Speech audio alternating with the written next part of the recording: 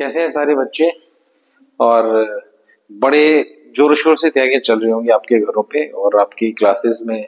ठीक है, सभी जो बच्चे हैं जितने भी गवर्नमेंट एग्जाम्स के लिए तैयारी कर रहे हैं, सभी मैथ, रीजनिंग, जीके, सभी सब्जेक्ट्स में आपकी तैयारी खूब चल रही है। इंग्लिश से शायद कुछ को तो बहुत डर लगता है, स्पेशली पंजाबियों को बहुत डर लगता है ना। तो इंग्लिश एक ऐसा सब्जेक्ट है जिसको डरने की जरूरत नहीं है तो वो एक लैंग्वेज ही है। जैसे हिंदी एक लैंग्वेज है, वैसे इंग्लिश भी एक लैंग्वेज है। लेकिन क्योंकि हमें हैबिट नहीं होती इंग्लिश की इतनी, क्योंकि हमारा जो कल्चर है वो इंग्लिश पे इतना डिपेंडेंट नहीं है ना।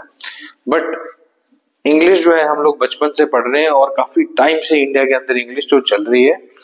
और इंग्लिश के अंदर जो मेन प्रॉब्लम्स है वो क्या है कि हम इसको एक लैंग्वेज नहीं समझते, हम इसको एक डर समझते हैं। हमें लगता है कोई चीज हम पे थोपी जा रही है, इसलिए शायद हम कनेक्ट नहीं कर पाते इंग्लिश के साथ। तो अगर आपको इंग्लिश सीखनी है तो आपको मानना पड़ेगा वो एक भाषा है।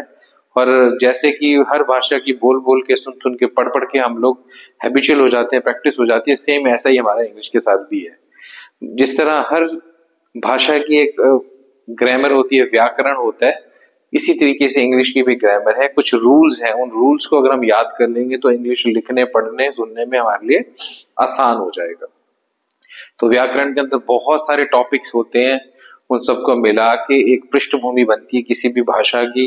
सेम इंग्लिश के साथ भी है। इंग्लिश जो लैंग्वेज है बहुत ही अच्छी लैंग्वेज है और शायद मेरे जो फेवरेट है उनमें से एक इंग्लिश है और एक उर्दू। बहुत अच्छी लैंग्वेजेस हैं, बहुत वास्ट लैंग्वेजेस हैं, बहुत वास्ट इनकी वोकेबलरी है। वोकेबलरी का मतलब एक ही चीज को आप अनेक शब्दों के साथ अपने आप को एक्सप्रेस कर सकते हो। बहुत सारे ऐसे शब्द हैं, ठीक है। हर भाषा के अंदर इतने शब्द उपलब्ध नहीं होते, इंग्लिश में बहुत सारे, एक ही चीज को आप कई तरीकों से एक्सप्रेस कर सकते हो। इसलिए इंग्लिश जो है एक बहुत रिच लैंग्वेज हम बोल सकते हैं। अगर आपको इंग्लिश को अच्छे से समझना है और उस पर अपनी कमांड साबित करनी है तो उसकी ग्रामर बहुत अच्छे से आनी चाहिए।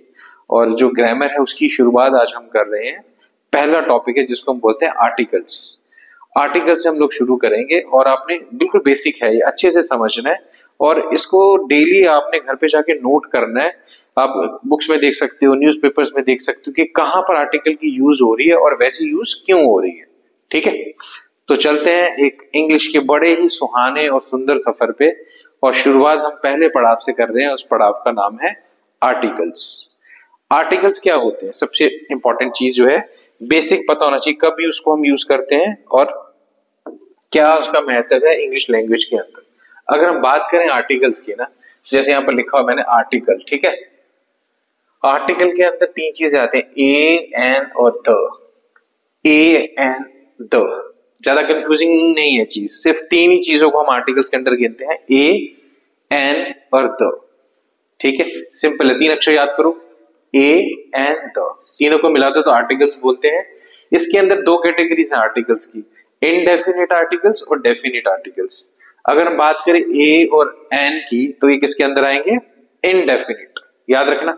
और जो द है वो है डेफिनिट। एक याद करने का और तरीका भी है, इनडेफिनिट आई से स्टार्ट होता है, वॉवल है, ई और एन ए से स्टार्ट होते हैं, वो भी वॉवल है, तो वॉवल वाले एक कैटेगरी में हो गए, बिना वॉवल वाले एक कैटेगरी में। तो हमें पता चल गया आर्टिकल दो टाइप के हैं, डेफिनिट, इनडेफिनिट। इनडेफिनिट में आएंगे ए और एन और डेफिनिट में आएंगे द। सिंपल एग्जाम्पल, क्योंकि हम लोगों को आदत है हिंदी की, हमारी जो यहाँ की लैंग्वेज है, नेशनल लैंग्वेज, वो हिंदी है, तो हिंदी से मैं रिलेट करूंगा इंग्लिश को ताकि आपको समझना आसान हो जाए। तो जैसे एग्जाम्पल है हमारा पहला, यह कुर्सी है, इसको इंग्लिश में हम लोग बोलेंगे यह कुर्सी है, तो इसको इंग्लिश में कैसे ट्रांसलेशन है? This is a chair, this is a chair. अ हमने क्या यूज किया? आर्टिकल, ठीक है। सीता ने गाना गाया, मतलब उसको हम इंग्लिश में क्या बोलेंगे? सीता सैंग अ सॉन्ग, तो यहां पर भी अ आया। इसी तरीके से लिखा हमने, यह एक छतरी है या छाता है, तो उसको हम इंग्लिश में कैसे ट्रांसलेट करेंगे? दिस इज एन अम्ब्रेला, तो यहां पर हमने एन यूज किया, मतलब हम ए यूज कर रहे हैं, ए यूज कर रहे हैं या एन यूज कर रहे हैं, मतलब इनडेफिनिट आर्टिकल्स को यूज कर रहे हैं। ये सेंटेंसेस आपको एज इट इज ही बोलने होते हैं और ऐसे ही आपको दिखेंगे। इसका मतलब यहाँ पर आर्टिकल्स की जरूरी बहुत है, बहुत जरूरत है आर्टिकल्स की, और ये आएंगे यहाँ पर आर्टिकल्स, है ना। तो इसका मतलब सेंटेंसेस के आर्टिकल हमें आम मिल जाते हैं, हर सेंटेंस में लगभग कोई ना कोई आर्टिकल हमें मिल जाता है, ठीक है। अब इन क्वेश्चनों में देखो, दिस इज अ चेयर, ठीक है, जब भी इनको आप कन्वर्ट करोगे तो हमेशा ए और एन दो ऐसे आर्टिकल्स है जो आपको बार बार दिखेंगे। तो इनको हम कहा यूज करते हैं, सिंगुलर काउंटेबल नाउन्स, जहां पर भी आपको दिखे कि एक चीज है, जैसे चेयर, अ चेयर मतलब एक चेयर, एक गाना, एक छाता, तो एक एक एक मतलब सिंगुलर चीज है, तो ए और एन लग रहे हैं। तो जब आप सिंगुलर चीजों की बात करोगे, एक चीज की बात करोगे, तो ए और एन लगेंगे।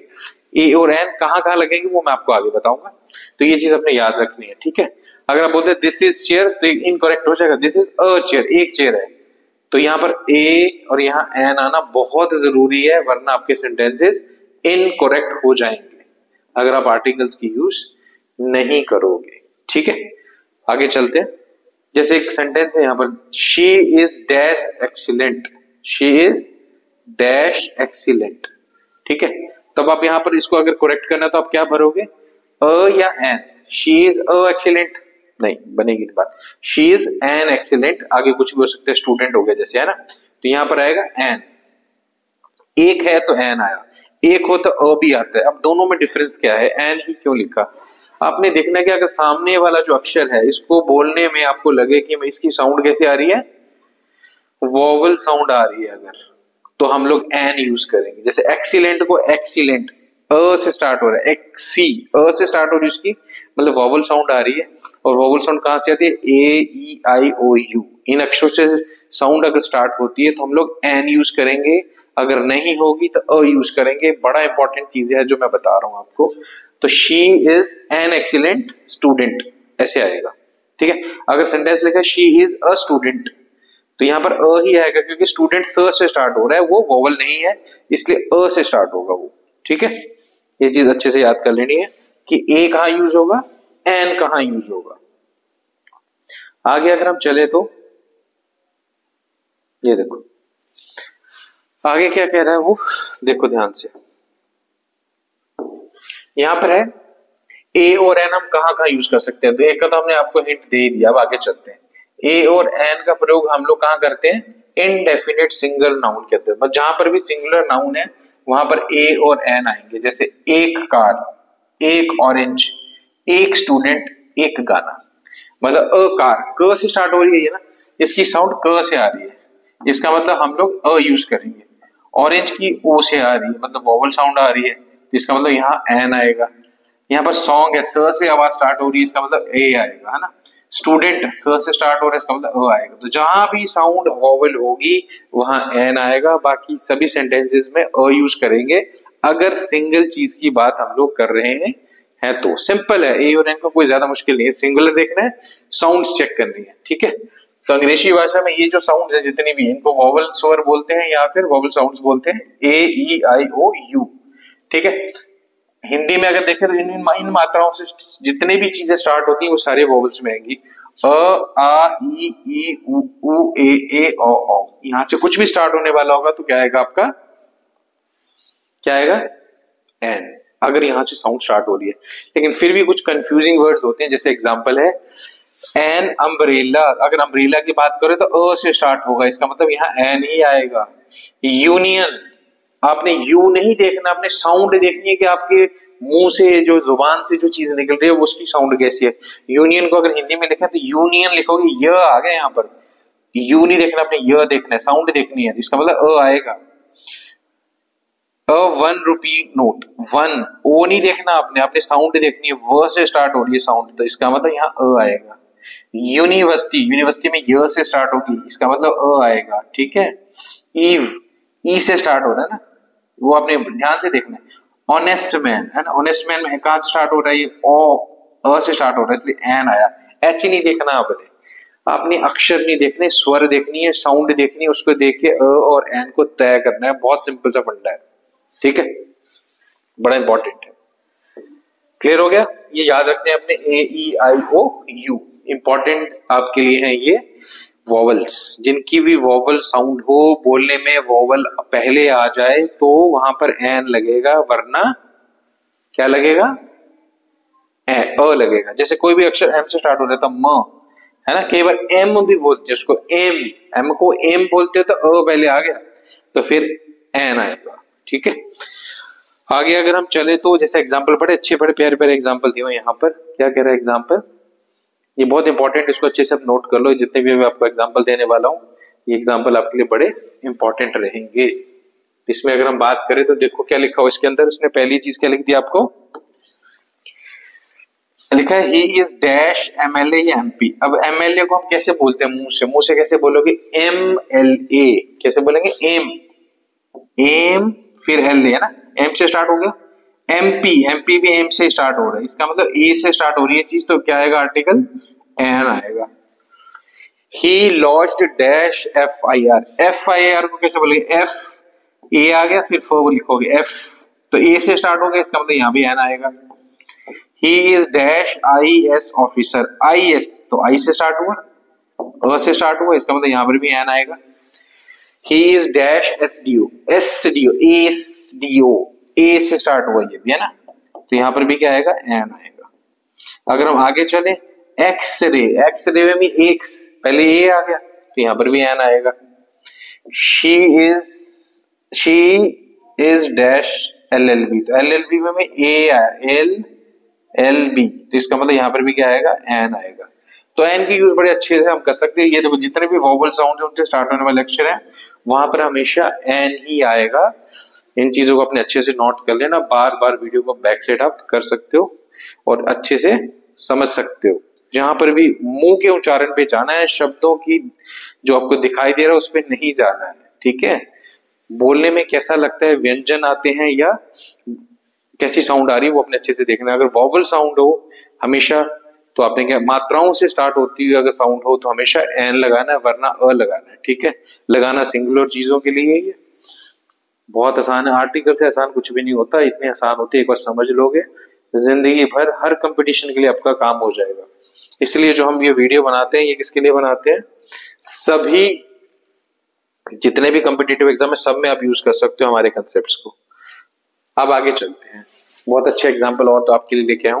क्या एग्जाम्पल है, अगर आर कहीं पर लिखा हुआ है ना, आर क्या लिखा हुआ है, आर, आर को कैसे बोलोगे आप, ठीक है। अगर आपकी प्रोनाउंसिएशन ठीक है तो आप इसको आर बोले, डैश आर तो मतलब एन आर, अ से स्टार्ट हो रहा है तो एन ही आएगा, यहाँ पर अ नहीं लगाना।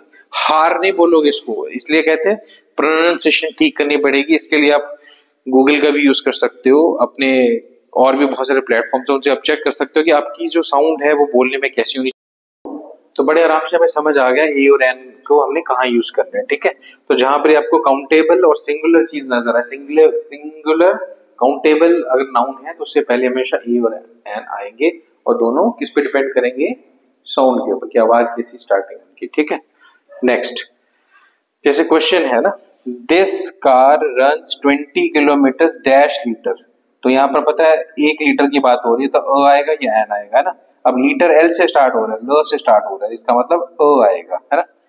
I earn rupees 10,000 dash month, एक मंथ में मैं इतने कमा लेता हूँ, तो मंथ तो एक ही, अभी ए या एन आएगा, उसको हमने कैसे देखा, मंथ म से स्टार्ट हो रहा है, इसका मतलब अ आएगा। तो सिंपल सी साउंड देखनी है और सिंगुलर चीज देखनी है, और आपने ए और एन का यूज कर लेना है। कुछ जो गिनती वाले शब्द होते हैं जैसे 100, 1000, मिलियन, डजन, कपल, जिसके अंदर हम लोग क्या करें, गिनती की बात करें, उन सब के आगे क्या आएगा, अ, याद रखना। जो गिनती वाले शब्द है जैसे कि 100 है, 100, 1000, अ मिलियन, ऐसे करके हम लोग बात करेंगे, ठीक है। अ डजन, तो ये हमेशा अ से ही स्टार्ट होंगी ये चीजें। अ कपल, है ना, सिंपल है, कुछ ज्यादा मुश्किल नहीं है ये आपको समझ आएगा। जितने भी काउंटेबल चीजें हैं उनके आगे हम लोग क्या यूज करेंगे, अ यूज करेंगे, ठीक है। आगे चलते हैं, कुछ सेंटेंसेस हो रहा है आपके लिए, वो हम आगे चलेंगे भी। इसमें क्या आ रहा है आपका, सबसे पहले जैसे एक और एग्जांपल दिखाता हूँ ना, जैसे मतलब हर महीने की बात हो रही है ना, हर महीने आप कोई चीज ले रहे हो तो उसमें आप क्या लिखोगे, ये मैंने बता दिया आपको, अ मंथ, मंथ के लिए आगे अ लग जाएगा ना। डजन हो गया, 100 हो गया, इन सब के आगे भी अ लगेगा, एन नहीं लगेगा। कभी भी हाफ लिखा हो, हाफ से पहले भी हमेशा क्या लगेगा, अ लगेगा, हाफ, ठीक है। जैसे अ लिखा हुआ है, लिखा अ क्वार्टर, अ हाफ, मतलब किसी भी चीज का जो रेशियो है, 1/4, 1/3, ये इन सब के आगे भी क्या लगेगा, अ लगेगा, ठीक है। जब किसी भी वाक्य में वर्ब या क्रिया का प्रयोग हो तो नाउन की तरह यूज हो, तो उसको हम क्या यूज करते हैं, ए और एन दोनों ही यूज हो सकते हैं। इसका एग्जांपल मैं आपको भी दे रहा हूं कैसे यूज करना है इसको, ये देखो यहाँ पर, जैसे क्वेश्चन है पहला ना, एक सेंटेंस हमारे पास, सेंटेंस क्या कह रहा है कि he goes for dash walk daily, तो क्या है, वॉक से पहले क्या है ना, आ गया। ऐसे दूसरा सेंटेंस अगर हम पढ़े उसमें क्या लिखा है, he has gone for a ride, तो यहाँ पर एक राइड, एक वॉक, ठीक है, एक टॉक, एक ड्रिंक, सबके लिए एक एक का देख लिया, सबसे आगे क्या है, यूज होगा। ठीक है जी। कभी भी मैनी दिखे आपको, रेदर दिखे, क्वाइट दिखे या फिर सच दिखे, इन सभी सिंगुलर नाउन से पहले ए और एन यूज कर सकते हैं depending on the vowel sound. अगर वोवल साउंड है तो फिर एन लगाना है, वरना आपने ह लगाना है। दो एग्जांपल पकड़ लेते हैं। It was such a dash foolish decision, तो फुलिश फर्स्ट से स्टार्ट हो रहा है इसलिए अ लगा। It was quite dash impossible task, देखो सच आ रहा है, क्वाइट आ रहा है, तो पता है हमें सिंगुलर वाली टर्म्स यूज करनी है, ए और एन। इम्पॉसिबल आई से स्टार्ट हो रहा है, बोलने में ई से स्टार्ट हो रहा है, इसका मतलब यहाँ क्या लगेगा, एन। तो यही देख के अपने ए और एन लगा देंगे, ठीक है। आगे चलते हैं हम लोग। कुछ अगर स्पेशल फ्रेजेस है ना, उनके अंदर भी ए और एन का यूज होता है। जैसे ये देखो फ्रेजेस है, इन फिक्स, ये तो आप याद करके जाते हैं ना, जैसे इन ए नटशेल सेंटेंसेस पहले के बने होते हैं। Make a foot, keep a secret, इसके अंदर ऑलरेडी पहले से यूजिंग को तो एज इट इज यूज करना है, उसके बीच में आप कुछ नहीं कर सकते, फ्रेजेस पहले से बनी होती है। उसके बाद कुछ फ्रेजेस के साथ आर्टिकल्स का उपयोग नहीं होता, जैसे यहाँ होता है तो इसमें कईयों में नहीं होता। जैसे to lose heart, to lose a heart नहीं है, टू लूज हर्ट, ये एज इट इज आपको डिक्शनरी में मिलती है, इनके अंदर हम कुछ इंटरफेयर नहीं कर सकते। बट अपने ये याद रखना, कुछ फ्रेजेस में ए और एन यूज होते हैं और कईयों में यूज नहीं होते। ये वो फ्रेजेस है जिसमें यूज नहीं हो रहे। To give air, at home, at a home नहीं लिखा या एट एन होम नहीं लिखा, उसने एट होम लिखा है, ठीक है जी। बाय मिस्टेक, इन डेंजर, इन सब में आर्टिकल्स की यूज नहीं होती। अगर आप रेगुलर इंग्लिश पढ़ते हैं, बोलते हैं, तो आपको ये वैसे भी याद हो जाएंगे, इन फ्रेजेस में आर्टिकल्स नहीं आएंगे ऑटोमेटिकली, ठीक है। कुछ ना यूज करने के तरीके बता रहा हूं। किसी भी प्लूरल नाउन से पहले ए और एन नहीं आएगा, तो हमें इतना तो पता चल ही गया कि आर्टिकल्स ए और एन कहाँ यूज होते हैं, यहाँ पर सिंगुलर चीजों की बात हो, एक चीज की बात हो, तो क्या आएगा, ए और एन। प्लूरल में यूज नहीं करना आपने, ठीक है। तो उम्मीद है आपको अच्छे से याद हो गया होगा कि ए और एन का प्रयोग हम लोगों ने कहां कहां करना और कहां पर यूज नहीं करना है, ठीक है। अब चलते हैं हम लोग आगे। हमने अभी क्या किया, इनडेफिनिट आर्टिकल्स। इनडेफिनिट आर्टिकल कौन से थे, ए और एन। बट एक आर्टिकल आपका और रहता है, वो क्या है, डेफिनेट आर्टिकल, जिसको द बोलते हैं, टी एच ई। ये जो द है ना, इसका यूज हम कहां करेंगे, सिंगुलर में करेंगे, प्लूरल में करेंगे, या किस सेंटेंस में यूज करेंगे, उसका हम डिटेल करने वाले हैं, ठीक है। द का प्रयोग हम उस नाउन से पहले करते हैं जो निश्चित है, जिसकी गारंटी है, ठीक है, या फिर जिसकी चर्चा पहले हो चुकी है। बड़ी इंपॉर्टेंट लाइन है ये। द का उपयोग कहां करना है, जो चीज निश्चित है और जिसका पहले चर्चा हो चुका है, जिसकी बात पहले हो चुकी है, इसलिए इसको डेफिनेट बोलते हैं। डेफिनेट शब्द का मतलब ही ये है, जिसके बारे में खास हो, पहले से ही पता हो, उसको हम डेफिनेट बोलते हैं। तो डेफिनेट आर्टिकल है, ठीक है। जब किसी पूर्व निर्धारित वस्तु के बारे में कहा गया हो, जैसे कि एग्जांपल ले लो, once upon a time there lived a king, एक समय की बात है, कौन रहता था, एक किंग रहता था, कितने, अ किंग, है ना। आप देखो ध्यान से, the king was very kind, जो राजा था वो बहुत क्या था, काइंड था, दयालु था, अच्छा था। ये पहले से पता है आपको कि राजा जो था वो काइंड था, इसलिए आपने क्या यूज किया, द यूज किया, ठीक है। One day he met an old man, तो किससे मिला है, एक ओल्ड मैन से। ओल्ड ओ से स्टार्ट हो रहा है, ओ साउंड से, इसलिए वहां पर एन लगा। The old man was very poor, अब ये भी आपको पता है कि जो ओल्ड मैन है वो कैसा है, पुअर है। तो इन दोनों सेंटेंसेस की हमें चीजें पता थी कि राजा काइंड था, ओल्ड मैन पुअर था, इसीलिए हमने द यूज किया, डेफिनेट आर्टिकल यूज किया। बड़ी इंपॉर्टेंट चीज थी ये, ठीक है। आगे देखो, man in the white shirt is my brother. अब मैन मतलब आपको इतना पता है कि वो मेरा भाई है, तो इसका मतलब आपको पहले से चीजें पता है, तो इसके मैन के आगे क्या आएगा, the. Boy standing near the gate is my brother, same इसमें भी है, आप पहले से जानते हो उस आदमी को, इसलिए क्या लगेगा आगे, द। जहां पर किसी नाउन को आप डेफिनेटली जानते हो, पक्का आपको गारंटी के साथ पता कि ये क्या चीज है, तो द लगाना आपने, ठीक है। चलते हैं आगे। Use of article with different kind of noun, है ना। अब आगे है किसी भी व्यक्ति अथवा स्थान के साथ आर्टिकल का प्रयोग नहीं होता, याद रखना। किसी भी व्यक्ति के साथ, जैसे नाम लिख दिया ना अपने, राम, रोम, इनके आगे एन नहीं लगाओगे किसी भी नाम के अंदर, ठीक है। किसी भी चीज का नाम ले लो, मोहन, मोहन, एन मोहन नहीं आएगा कभी भी, ठीक है, याद रखना आपने। और द मोहन भी नहीं आएगा क्योंकि मोहन ऑलरेडी नाम है एक ना, तो ये चीजें नहीं आएंगी, आर्टिकल्स नहीं यूज होंगे कहां, जहां पर भी किसी व्यक्ति का नाम या स्थान का नाम लिखा हो। अच्छे से अपने याद रखना है, ठीक है। प्रॉपर नाउन से पहले ए और एन का प्रयोग कर सकते हो आप लोग, जैसे proper noun, mister Sharma has come to meet you, यहां यूज हो जाएगा, कोई मिस्टर शर्मा है जो आपसे मिलने आया ना। This book is written by Suresh Mishra, यहां पर आप यूज कर सकते हो, ठीक है। प्रॉपर नाउन, किसी का नाम दिया हुआ तो ऐसी परिस्थिति में आपने यूज करना है, वरना नहीं यूज करना है, ये अपने याद रखना अच्छे से, ठीक है।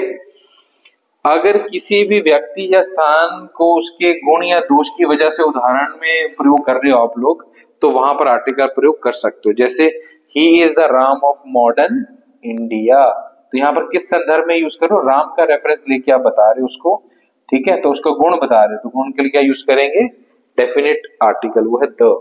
Jaipur is the Rome of India, तो यहाँ पर भी आपने उसको कंपेयर किया रोम के साथ, तो यहाँ पर भी हमने क्या यूज किया, the. He is a Hitler, तो किसी के साथ कंपेयर जब भी करोगे, मतलब उसकी अच्छाई करो या बुराई करो, लेकिन आप उसमें एडजेक्टिव यूज करो, उसकी विशेषता बता रहे हो किसी के साथ कंपेयर करके, तो अपने articles A and the use करने हैं, ये अपने याद रखना है।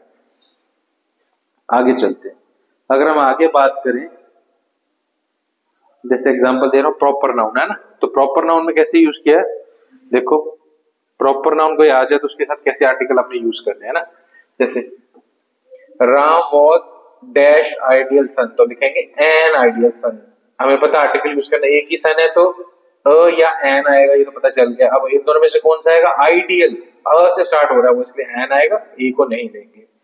रोम is dash city, ancient city, Rome is dash ancient city, ancient भी अ से स्टार्ट हो रहा है, तो यहाँ पर भी एन आएगा, सिंपल है ना। ऐसे आप प्रैक्टिस करोगे तो बहुत आसान हो जाएगा, ये सेम है वही अभी आपको बताए थे, कहाँ द यूज होना है, कहाँ पर ए एन यूज होने हैं, कोई ज्यादा मुश्किल नहीं है। कोई भी कंट्री है, जैसे यूक्रेन है तो द यूक्रेन बोलोगे आप, है ना, ब्रिटेन है तो द ग्रेट ब्रिटेन बोलोगे, आसान है, ये हम आसानी से यूज कर सकते हैं। ये कब यूज करने हैं आपने, ठीक है, कुछ जो स्थान है, जो मेन मेन जो बहुत फेमस जगह होती है उनके साथ हम लोग क्या यूज करते हैं, द यूज करते हैं, नदियों के साथ, पर्वतों के साथ, है ना, द हिमालय, द गंगा, ऐसे यूज कर सकते हो आप लोग। क्लियर हो गया। किसी भी देश के साथ आर्टिकल उपयोग नहीं करते, ये बड़ा इंपॉर्टेंट लाइन है। किसी भी कंट्री के साथ आपने क्या करना है, किसी भी कंट्री के साथ, किसी भी देश के नाम के साथ आपने द यूज नहीं करना है, ठीक है। अमेरिका, रशिया में नहीं यूज करोगे आप, लेकिन अगर यूनियन, यूनाइटेड रिपब्लिक, ऐसी किंगडम टर्म्स आए तो फिर आपने यूज कर लेना, जैसे थर्ड पॉइंट था आपका, जैसे ये रहा। अगर कहीं पर क्या लिखा हुआ है, कंट्री से द अमेरिका नहीं बोलोगे आप ना, द रशिया नहीं बोलोगे, अ अमेरिका, अ रशिया नहीं बोलोगे, लेकिन अगर ये वर्ड आ रहे हैं उसके नाम में, यूनियन, यूनाइटेड, रिपब्लिक, किंगडम, तो फिर आपने क्या यूज करना है, द यूज करना है, the Soviet union, the United states, the Irish Republic, तो आपने द यूज करना है। उसके अंदर क्या आ रहा है, यूनियन वर्ड आ रहा है ना, यूनियन, यूनाइटेड, रिपब्लिक, ऐसी टर्म्स आएंगे तो द यूज आप कर सकते हो। पर्वत श्रृंखलाओं के साथ, जैसे बताया था थोड़ी देर पहले, the Himalayas, the Alps, mountain ranges के साथ आप यूज कर सकते हो, ठीक है। उसके बाद पर्वत की चोटी के साथ आपने आर्टिकल का उपयोग नहीं करना है, जैसे कौन सी चोटी है, हिमालय की, एवरेस्ट, माउंट एवरेस्ट बोलते हैं, तो द माउंट एवरेस्ट नहीं बोलना, उसको माउंट एवरेस्ट ही बोलना है, माउंट आबू ये चोटी का नाम है, इसके साथ हमने द नहीं यूज किया, ठीक है।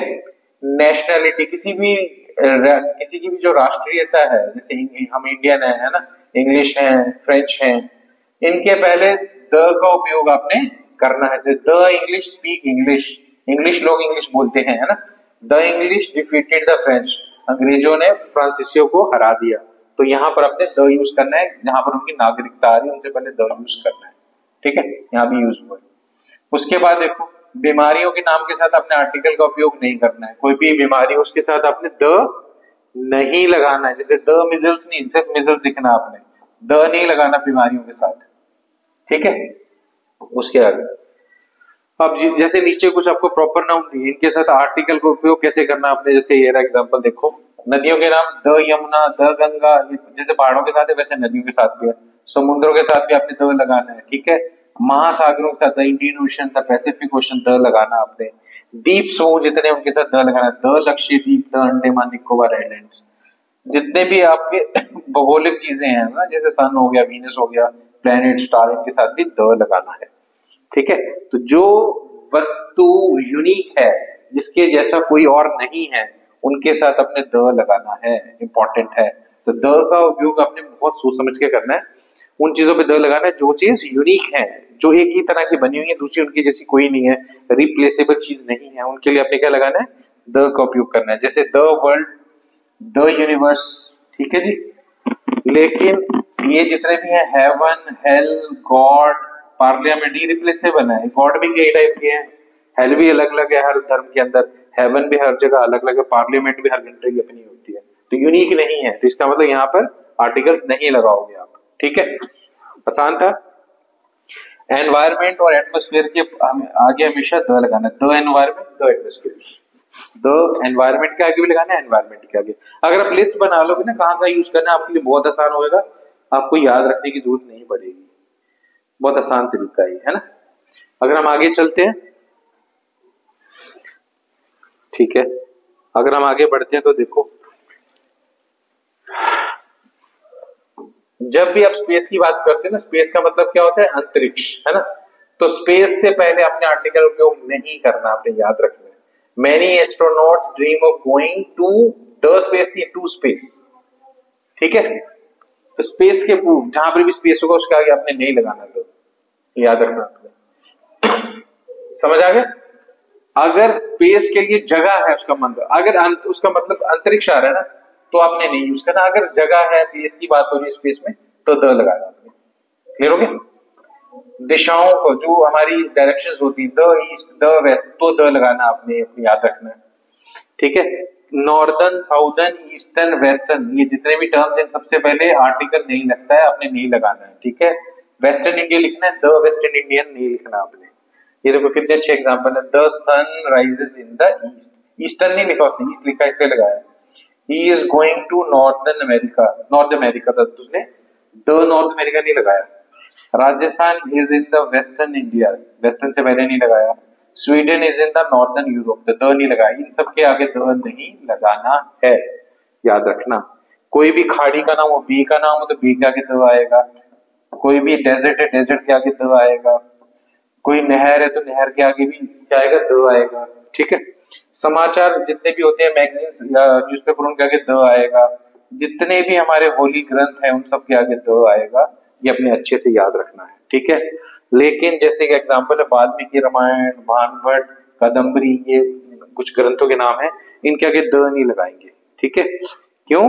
क्योंकि धार्मिक ग्रंथों से पहले उनके नाम भी आगे हैं, किसके, राइटर्स के या पोइट्स के नाम अगर आ जाए, फिर द नहीं यूज करना। अगर सिर्फ उसका ग्रंथ का ही नाम है तो द लगेगा। बहुत अच्छे से आपको बता दी ये चीजें हमने, है ना। तो उम्मीद है कि आप लोगों को बहुत अच्छे से पता चल गया होगा कि आर्टिकल्स का यूज आपने कैसे करना है, ठीक है। तो आर्टिकल्स का यूज करना ज्यादा मुश्किल नहीं है। इससे लिंक्ड अगर आपको बहुत सारे डाउट हो तो आप कृपया हमें कमेंट्स में लिखें, ताकि हम आपकी कोई भी जो प्रॉब्लम है उसको हम लोग सॉल्व कर सके। और कमेंट आते रहेंगे तो आपके लिए मैं कुछ नए वीडियोस भी बना सकता हूँ, अगर आपकी प्रॉब्लम बहुत ज्यादा हुई, ठीक है। तो अच्छे से याद रखना है ए एंड द को हम कहाँ यूज करने वाले हैं, और ये किन किन चीजों के साथ लगते हैं और किन किन चीजों के साथ नहीं लगते। तो उम्मीद है आर्टिकल्स आपके आज अच्छे से क्लियर होंगे। और जितने भी हम लोग वीडियोस ये बना रहे हैं, ये किसी भी कॉम्पिटिटिव एग्जाम के लिए काफी हैं। प्रैक्टिस आपने करनी है, मॉक टेस्ट और क्वेश्चंस आपको लिंक्स पे मिल जाएंगे। और लगातार आप लोग हमारे साथ बने रहिए, कमेंट कीजिए, शेयर कीजिए, सब्सक्राइब कीजिए, और हम बहुत जल्दी मिलेंगे आपको नए वीडियो के साथ। और इंग्लिश सीखने का ये सफर हमारा लगातार बना रहेगा। इंग्लिश कोई डर नहीं है, एक लैंग्वेज है, भाषा है, पेपरों में भी काम आएगी और जिंदगी भर हमारे साथ रहेगी।